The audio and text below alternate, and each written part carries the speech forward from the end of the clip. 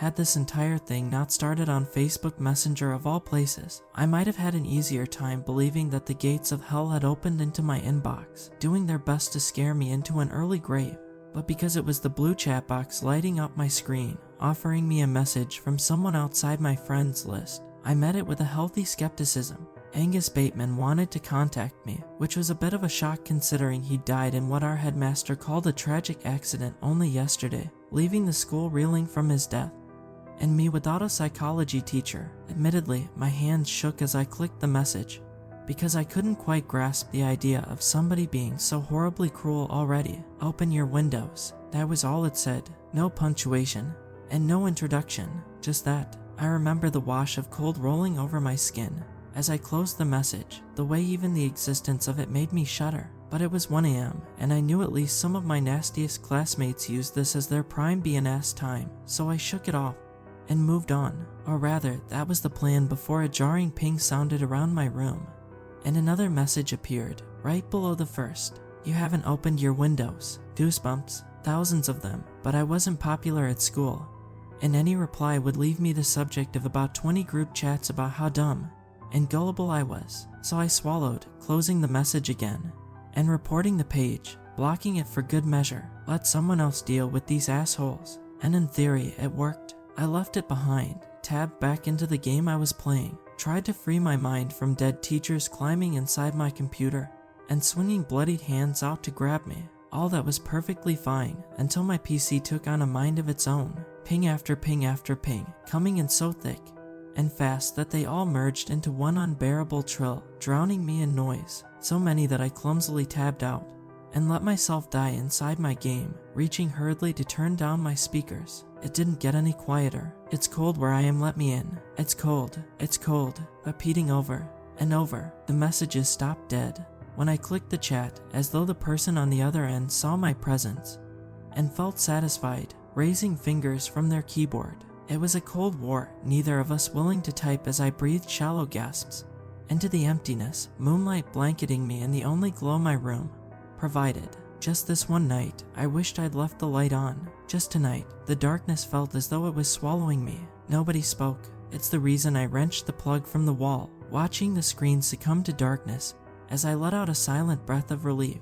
I felt about 9 years old as I grabbed at my phone, galloping across my room and throwing myself on the bed as though a mangled manifestation of my teacher was waiting for me under it, grinning a bloodied smile and hoping a toe would peek under the covers for him to chew on. Still, my stomach churned as I lay in the fetal position, white-knuckled grip on my phone, clutching it for dear life. I shouldn't have been as scared as I was, but there was a chill in the air. I swore I felt 1,000 eyes on me at once, bleeding into my skin from every angle inside my room. If I lay still enough, I could hear ragged breaths that didn't match my own. But I was an imaginative kid. I'd been told that my whole life. I wished I'd imagined the next message, lighting up my phone in a sick glow of horror. I'm at your window, I smell your skin. I clutched the phone tighter, trying to steady my breathing. The kids at school didn't know where I lived, but still, I rolled over and turned my back to the window. I swore I could hear brittle nails scratching across, wondering if I was brave enough to run to the bathroom to throw up, or if I'd just do it right here on my worn bedside trainers. I could have called for my mother, but I was far too old for that, and besides, their room was unusually silent for this time of night. My mistake was my own sick curiosity, believing the fear of the known to be less horrifying than the unknown. I was wrong. I was so dreadfully wrong. So I looked. I'm watching you and you look so warm. You should be cold like me. I couldn't tear my eyes away. The messages came in faster than anyone should have been able to type them, and if I'd been of sound mind, I'd have known and then run right out of my dimly lit tomb. I'm going to climb in soon and drag you to the cold place. I could call for my mum. Maybe it was stupid and childish, and maybe somehow the kids from school would find out that water was gathering in my eyes and I was shaking uncontrollably, but it was okay because at least I'd feel safe. I'll never know what possessed me to do it, but I sent a clumsily stabbed reply, a pleading "who is this?" to my tormentor. It made it less real, as though being the butt of the joke would bring this to its crescendo, but it didn't. My phone vibrated horribly, more violently than the last time. The words blazed from the screen, Mr. Bateman's beaming profile picture aside them. His eyes were hollowed in the picture, dripping down to his cold, empty smile. I'm going to eat you," repeated over and over again. "Mom," I shrieked, voice cracking and muffled as I buried my face into the covers. "Mom." The fear had such a grip around my throat that I thought I might pass out, but I didn't, and it meant I saw my monitor turn itself back on. The monitor I turned off at the plug, long enough for a huge, blackened message to blaze across it inside a chat box that looked like it had been drawn by a child. And yes, I could definitely hear the breathing now, because it left a trail of ice down the back of my neck and sent a single strand of hair billowing in front of my eyes. "I didn't need your window, I'm in now."